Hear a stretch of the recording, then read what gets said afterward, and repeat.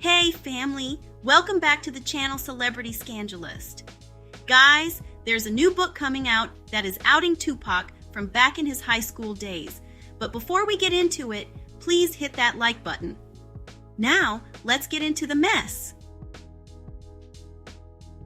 This is being reported by All Hip Hop. Tupac Shakur allegedly wore skirt with pom-poms and kissed boys.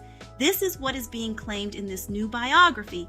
And you know what? Maybe he did, I don't know, but he's not here to confirm or deny this stuff. But anyway, this is what they're saying. Tupac Shakur allegedly wore a cheerleader skirt with pom-poms and kissed boys at parties during his high school years at a Baltimore art school, according to a new biography that explores the late hip-hop icon's life in detail. Author Jeff Pearlman, known for his deep dive biographies, interviewed nearly 700 people for his upcoming book, Only God Can Judge Me. The book draws from years of research and hundreds of new interviews, including rare insights from Tupac Shakur's sister, Sekiwa. Pearlman's reporting uncovers a lesser-known version of Tupac Shakur, one shaped by theater, experimentation, and artistic freedom at the Baltimore School for the Arts. Among the revelations is that the real-life Brenda from his song Brenda's Got a Baby actually had a child, a detail previously unknown to the public. People who knew Tupac in high school loved the way he dressed, especially at the Baltimore School for the Arts, Jeff Pearlman told All Hip Hop. He would show up with nail polish on his fingers, he had a peroxide yellow strip running through his hair, he spray painted on his jeans, and he would show up most days drinking water out of a baby bottle. He was just really eccentric and artsy. One of Shakur's closest friends at the school was Seth Bloom, a gay theater student from suburban Baltimore. Bloom recalled their friendship as intense and experimental, noting the school's sexually open environment. "It was a pretty fin-horny school," Bloom said. "We were artistic and experimental." At a class party, Bloom said Shakur kissed him during a game of Truth or Dare. "So he did," Bloom recalled. "He kissed me.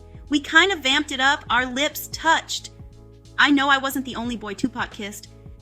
When we were alone, I always felt a thing. You know that tension where you hold a glare a second or two too long, or you touch someone longer than normal? That was Tupac. My belief is he was somewhere between straight and bi." Back. If you grew up happy, too happy, like in fairy tale land, not fairy tale, if you grew up where, every Christmas you got a present and every birthday you got a present, everything was peachy, your parents took care of everything and you just grew up. I don't think that prepares you for the world. My mother had a really bad childhood and my father had a bad childhood and I had a bad childhood, but I love my childhood. Even though it was bad, I love it. I feel like it's taught me so much. And I feel like nothing can faze me. It might set me back, but only momentarily, only to spring back.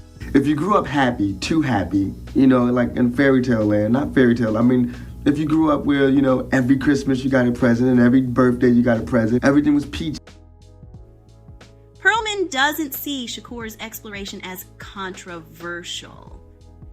As for his sexuality, I would say there was some experimentation at the School for the Arts, he told All Hip Hop. Anyone who makes it a big deal or thinks it's some type of indictment of his characters being an idiot.